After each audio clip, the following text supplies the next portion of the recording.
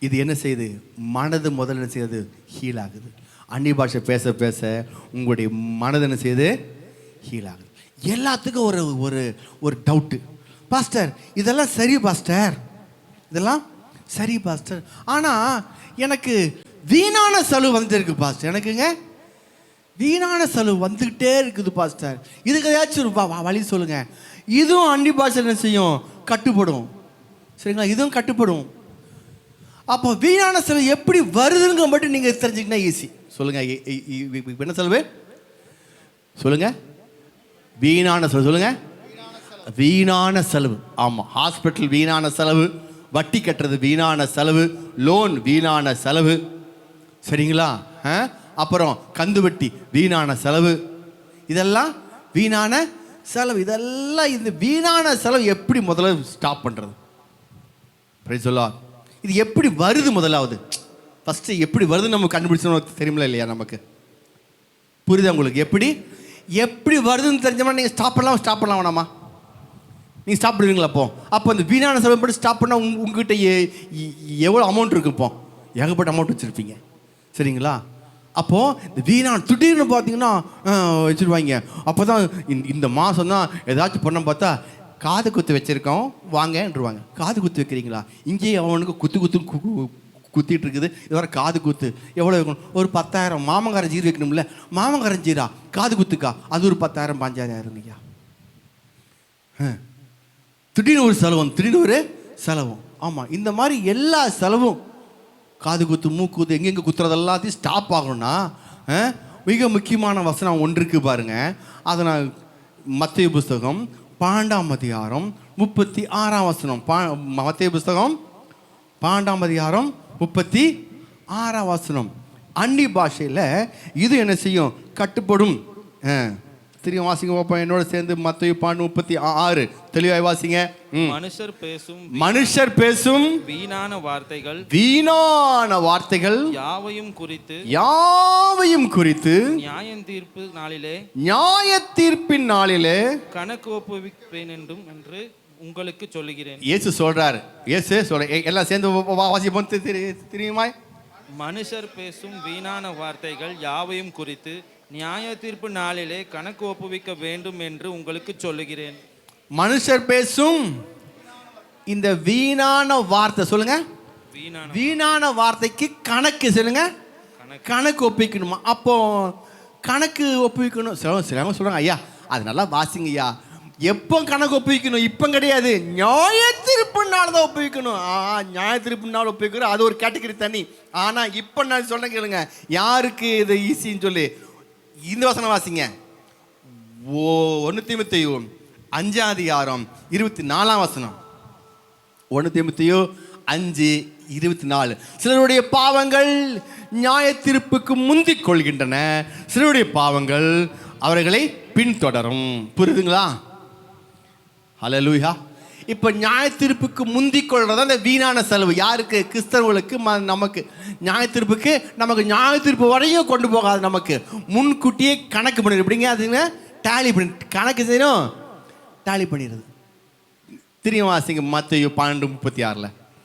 மனுஷர் பேசும் வீணான வார்த்தைகள் சொல்லுங்க. மனுஷர் பேசும் வீணான வார்த்தை கிடையாது, மனிதர் பேசும் வீணான. சொல்லுங்க, வெறும் வீணான வார்த்தையே எல்லாமே இருக்குது. நல்லா கவனிங்க, வெறும் வீணான வார்த்தை எல்லாம். அது நம்ம மனுஷங்க பேசுகிற வீணான வார்த்தை. சொல்லுங்க, வேதம் தெளிவாக போட்டிருக்கு. மனிதர்கள் பேசும் வீணான வார்த்தைக்கு என்ன செய்ய முடியுமா? கணக்கு. சொல்லுங்க. அப்போ வீணான வார்த்தைக்கு கணக்கு. இப்போ கணக்குனா எப்படி? யார்கிட்ட கணக்கு வச்சுருப்பாங்க? சில வீட்டில் சில வியாபாரத்தில் பார்த்தீங்கன்னா அவர் பேர் இவர் தாங்க கணக்கு பிள்ளை, இவர் தாங்க கணக்கு பிள்ளை அப்படிமா. கணக்கு பிள்ளை கிட்ட தான் இருக்கும், கணக்கு இருக்கும். தமிழில் கணக்கு பிள்ளை, இங்கிலீஷில் இவர் தான் அக்கௌண்டர். இவர் தாங்க அக்கௌண்டர். ஆமாம், இவர் தான் அக்கௌண்ட்ஸ் ஆடிட்டரு. அவருது எல்லாம் என் கணக்கு முழுக்க ஆடிட்டருங்க. அந்த ஆடிட்டர் தான் பழைய காலத்தில் கணக்கு பிள்ளை வச்சுருந்தாங்க தமிழில். சரிங்களா? அப்போது அவர்கிட்ட கணக்கு பிள்ளை. அந்த கணக்குனா என்ன அர்த்தம்? இங்கே நாம் எதுக்கு கணக்கு வைக்கிறோம்? எந்தில் எல்லாத்துலேயும் ஒரு கணக்கு இருக்குது. ஆட்டோ வந்தால் கூட எங்க அங்கிருந்து இங்கே வந்தால் எவ்வளோங்க ஆட்டோ வாடகை, அவன் 400 ரூபாயா 100 ரூபா தாங்க, ஒரு கணக்கு வேணாமா? அப்போனா இந்த கணக்குக்கும் பணத்துக்கும் சம்மந்தம் இருக்குது. சொல்லுங்கள், கணக்குக்கும் பணத்துக்கு மட்டும்தான் கணக்கு வைப்பாங்க. சொல்லுங்கள், பணத்துக்கு மட்டும்தான் கணக்கு எங்கே வருது? பணம். சொல்லுங்கள், இப்போ கணக்கு பணம். இப்போ வீணான வார்த்தை கணக்கு ஈக்குவல் டு பணம் போட்டிருக்குங்க, சரிங்களா? அப்போ வீணான வார்த்தை அப்படின்னாலே பக்கத்தில் என்ன செய்யணும்?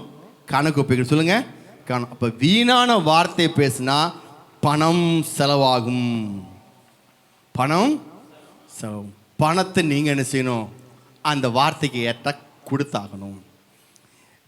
வீணான சொல்லுங்க, வீணான வார்த்தை. வீணான வார்த்தையும் பணமும் ஒன்று.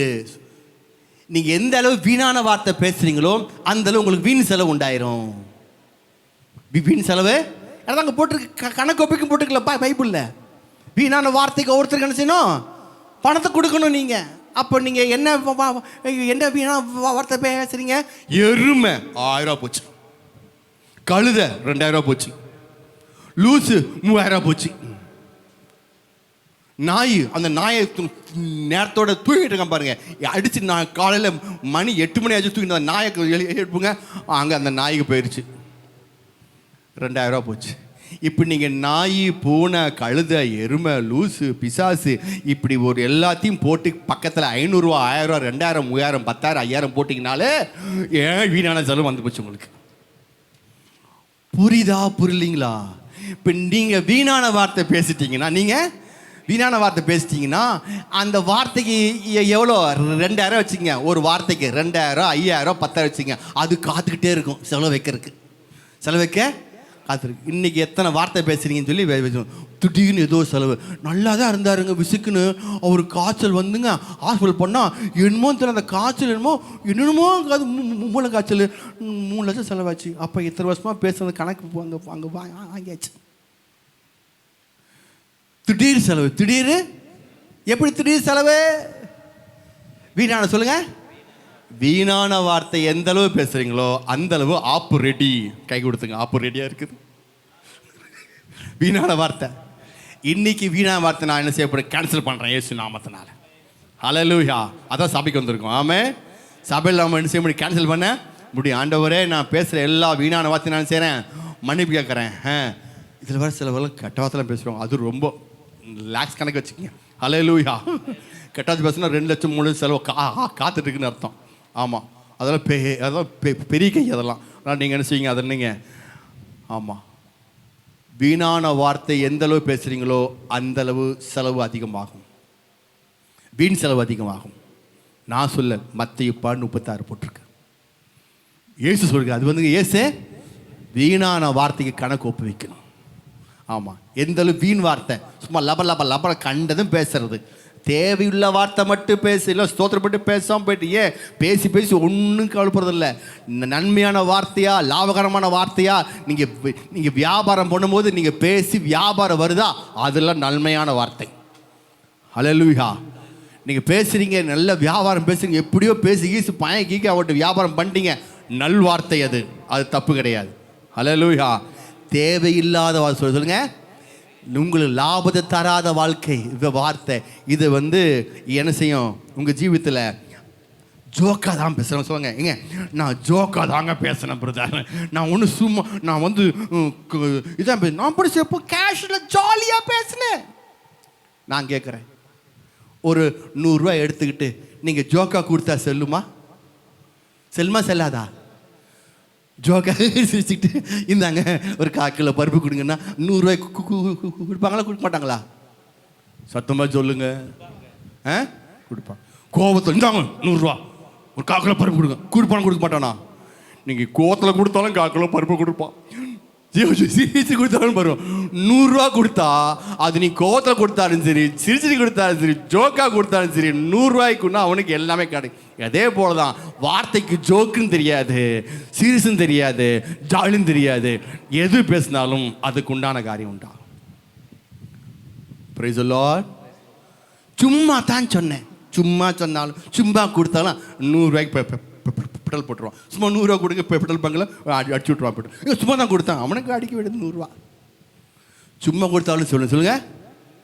சரி, இது ஒரு கேட்டகரி. இது ஒரு அடுத்த கேட்டகரி பாருங்கள். இது ரொம்ப நூதனமான கேட்டகரி. இதை நான் சொல்லி முடிக்கிற சமயமாயிருச்சு. இந்த கேட்டகரி எப்படி தெரியுங்களா?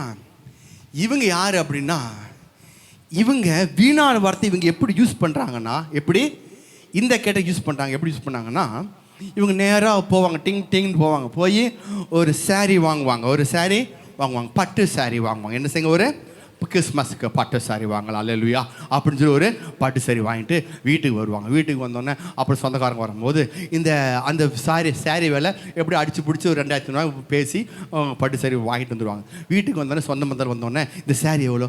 5000 ரூபா. வீணான செலவு. எப்படி சொல்லுவாங்க? வாங்கினது எவ்வளோ?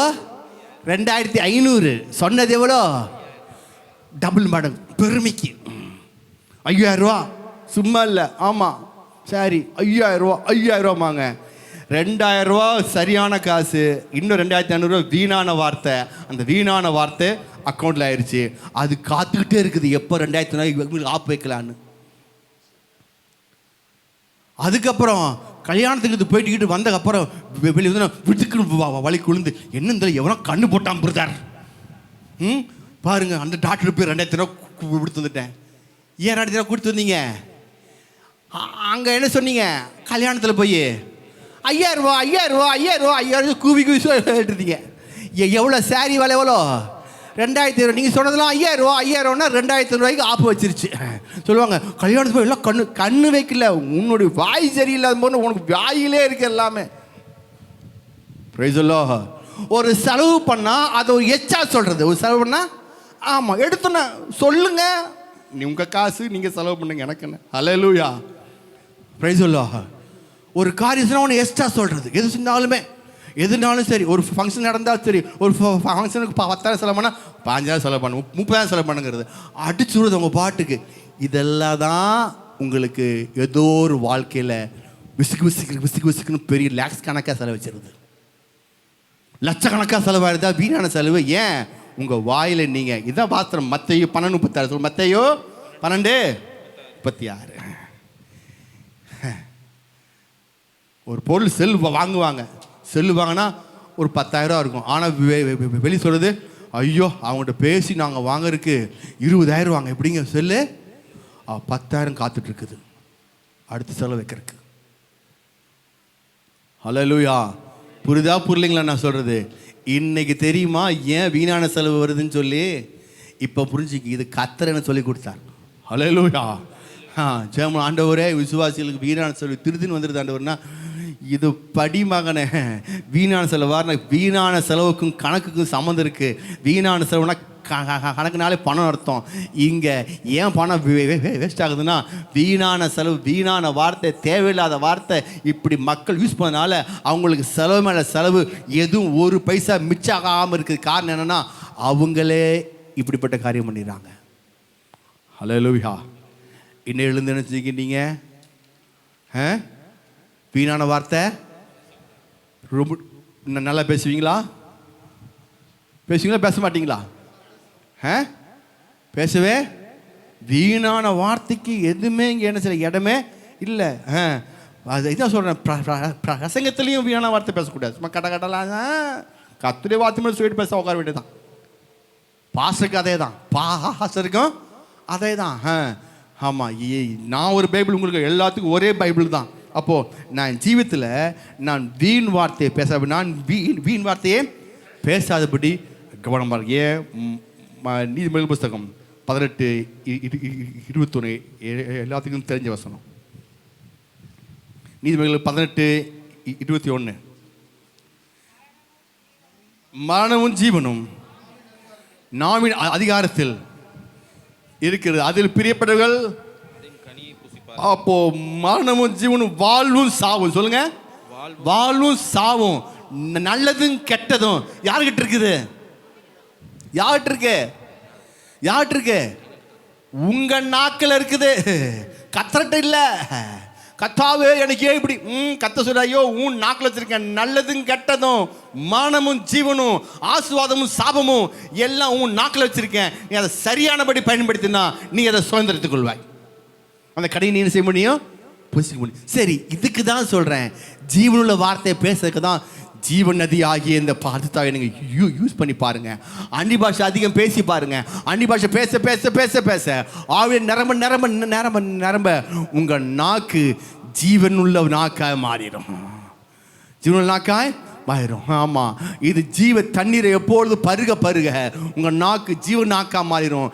இது ஜீவனை பிறப்பிக்கிற நாக்கா மாறிடும். எப்போ எப்போ அந்நிய பாஷையில் அதிகமாக பேசுவோம். சொல்லுங்க. ஆமாம், அந்நிய பாஷை அதிகமாக பேசும்பொழுது இப்படிப்பட்ட மாறுதல் உண்டாகுது. ஆனால் ஏசாயின் புஸ்தகம் 28:11 கடைசி வாசி முடிக்கிறேன். ஏசாயா 28:11. ம் ம் ம் பரியாசனாலும் பரியாச உதடுகளினாலும் அந்நிய பாஷையினாலும் இந்த ஜனத்தோட பேசுவேன். நான் இந்த ஜனத்தோட பேசுவேன். அப்புறம் இதுவே நீங்கள் இளைத்தவனை இளைப்பாற பண்ணுகிற இளைப்பாறுதல் இதுவே. இளைப்பாறுதல் இதுவே. இதுதாங்க இளைப்பாறுதல், இதுதாங்க எல்லாமே. நீங்க அந்நிய பாஷை பேச பேச உங்க ஜீவிதத்துல ஒரு பெரிய ரெஸ்ட் கிடைக்கும். உங்களுடைய மனது பெரிய ரெஸ்ட் ஆகும். இதுதான் எல்லாமே உங்க வாழ்க்கையில. இதுவே இளைப்பாறுதல், இதுவே எல்லாம் உங்களுக்கு. ஆனா அங்க சொல்றாரு, இதை சொன்னாலும் செய்ய மாட்டாங்க அவங்க. நாங்கள் கேட்க மாட்டோம் சொல்கிறாங்க. கேட்காட்டினா அவர் சொல்லி கேட்க மாட்டோம் சொல்கிறீங்களப்பா, அப்படி சொல்லாதீங்க. இதுதான் எல்லாமே தான் இல்லை. அந்நிய பாஷை அதிகமாக பேச பேச, அந்நிய பாஷை பேச பேச அதிகமாக பேச பேச பெரிய மாற்றம் உண்டாகும். ஹல்லேலூயா. அடுத்த வாரம் தொடரும். எல்லாம் எந்திரிப்போம். சமயம் ஆயிடுச்சு. அடுத்த வாரம் வார்த்தையும் ஆவியானவர். சொல்லுங்க, வார்த்தையும் ஆவியானவரோடு சேர்ந்து வார்த்தை இருக்கும்போது எந்த லெவல் உண்டாகும் சொல்கிறேன். அடுத்த வாரத்தில் ஆவியானவரோடு சேர்ந்து வார்த்தை யூஸ் பண்ண அது மாபெரும் காரியத்தை உண்டு பண்ணும். ஆமாம், வார்த்தையும் ஆவியானவரும் ரெண்டும் சேர்ந்தா சிருஷ்டிப்பு உண்டாகும். ரெண்டு சேர்ந்தா சிருஷ்டிப்பு உண்டாகும். ஆமாம், அதிகாரத்தில் போட்டிருக்கு. ஆவியானவர் இருந்தார் பாருங்க, ஆனால் சிருஷ்டிக்க முடியல. எப்போ தேவன் வெளிச்சம் உண்டாவது சொன்னாரோ அப்போ சிருஷ்டிப்பு உண்டாயிருச்சு. அப்போ வார்த்தையும் ஆவியும் சேர்ந்தா சிருஷ்டிக்க முடியும். அடுத்த வாரம் சொல்றது எப்படி சிருஷ்டிக்க முடியும், எந்த விதத்தில் சிருஷ்டிக்க முடியும்னு சொல்லி. எனவே இன்னைக்கு நாம என்ன செய்ய போறோம், என்ன கற்றுக்கொண்டுறோம். நாக்கில் எப்படிங்க? ஆமாம், ஆவி மனிதனுக்கு எல்லா விதமான ஃபீலிங் உண்டு. இந்த ஆவியானவர் ஏன் நாக்கில் வராரு மிக முக்கியம். இந்த நாக்கு தான் ஜீவநதியாக மாறுது. இந்த நாக்கில் நான் அந்நிய பாஷை பேசும்போது என்னுடைய மனம் சொஸ்த மனமாய் மாறுகுது. இந்த அந்நிய பாஷை பேச பேச என்னுடைய மனதில் என்ன உண்டாகுது? நான் சொன்னேன் மார்பே. சொல்லுங்க, மார்பே ஆரோக்கியமுள்ள நாவாக மாறுது. ஆரோக்கியமுள்ள நாவு மாற ஆட்டோமேட்டிக்காக எனக்குள்ள ஆரோக்கியமான வாழ் உண்டாகுது. குடும்பத்தில் ஆரோக்கியம், சபையில் ஆரோக்கியம், என்னுடைய வாழ்க்கையில் ஆரோக்கியம். அப்படின்னா ஆரோக்கியம் என்ன தெரியுமா? எல்லாமே இருக்குது. சொல்லுங்க. ஆமாம் ஆமாம், அதாவது வெல்த் அண்ட் ஹெல்த்து. என்னங்க? வெல்த் அண்டு ஹெல்த், இது ரெண்டு சேர்ந்தா ஆரோக்கியம் வாங்க. எனக்கு வெல்த் இருக்குது, ஹெல்த் இருக்குது. சுகமாகவும் இருப்பேன், நான் செலவு பண்ணுறதுக்கு பணமும் எங்கிட்ட இருக்குது. வெல்த் அண்ட் ஹெல்த் ரெண்டுமே இருக்குது. அதனால் நான் ஆரோக்கியமுள்ள நாவாய் மாறுது, ஜீவிச்சமாக இருக்குது. காலையில் சூத்திரம் பண்ணுவோம். ஹல்லேலூயா. ஓ ரகடா பௌ ஷகடா தானா நேமல நாங்கட லாதுட ஹஷகட டபானா ஹந்துட விடகடனா லாபர ராங்கட ரேதிட ஹட்டனா ஹௌ ஷகத்ரா நேமே லேரே ஹங்க பாலா ரஹ தாக்க டோகோ லோது மஹா கட்டா ஷேக்கட லபார ஹந்தட நஹானி நாமர லாகட ரேதிட ஹண்டன மனாரு துரப ஹக்கட ஷக்கதிடவனானியா. ஹல்லேலூயா ஹல்லேலூயா ஹல்லேலூயா ஹல்லேலூயா ஹல்லேலூயா ஹல்லேலூயா ஹல்லேலூயா ஹல்லேலூயா. நன்றி ஆண்டவரே, நன்றி ஆண்டவரே, நன்றி ஆண்டவரே. கைவசு நான் பேசின எல்லா வீண் வார்த்தையும் இயேசுவின் நாமத்தில் சபையில் நான் கேன்சல் பண்ணுகிறேன். எல்லாத்தையும் கேன்சல் பண்ணுகிறேன். இன்னிலிருந்து வீண் வார்த்தையை பேச மாட்டேன். லாபகரமான வார்த்தை, ஆரோக்கியமான வார்த்தை, நன்மையான வார்த்தை, என்னுடைய குடும்பத்தை வாழ வைக்க வேண்டிய வார்த்தை, அப்படிப்பட்ட வார்த்தை மட்டுமே பேசுவேன். தீர்மானம் எடுக்கிறேன், இன்னிலிருந்து வீண் வார்த்தை எதுவும் என் வாயில் வராது. நன்மையானவைகள் மட்டுமே என் வாயில் வரும். என் வாயில் வர வார்த்தை லாபத்தை உண்டு பண்ணும், ஜீவனை உண்டு பண்ணும். அறிக்கை செய்கிறேன். கையில் கடிகத்திர மயம்படுத்துவோமா? ஹalleluya, ஹalleluya, ஹalleluya. நன்றி, நன்றி, நன்றி. அன்பின் பரலோக பிதாவே, உம்முடைய குமாரனாகிய இயேசுவின் நாமத்தில் வந்திருக்க தகப்பனே சுவாமி ராஜா, எங்கள் வார்த்தையெல்லாம் ஜீவனை பிறப்பிக்கட்டும் ஆண்டவரே. எல்லா விதமான தகப்பனை, வீணான வார்த்தை தகப்பனை கேன்சல் பண்ணுறேன். சொன்ன வார்த்தைகள் கேட்டதுக்காக நன்றி ஆண்டவரே. நன்மையான வார்த்தைகள், ஜீவனை பிறப்பிக்க வேண்டிய வார்த்தைகள் மட்டுமே எங்களுடைய வாயில் வரும்படியாய் ஆவியானவர் எங்களுக்கு உதவி செய்வீராக. கர்த்தாவே, சண்டை உண்டு பண்ண வார்த்தைகள், சமாதான கொசு உண்டான வார்த்தைகள், தேவையில்லாத வார்த்தைகள் எல்லாம் நாங்கள் தேவைப்படி பேசாதபடி தடுங்க இயேசுவின் நாமத்தினால. கர்த்தாவே, ஆவியானவர் தேவைன்னு ஒப்படைக்கிறாண்டவரே.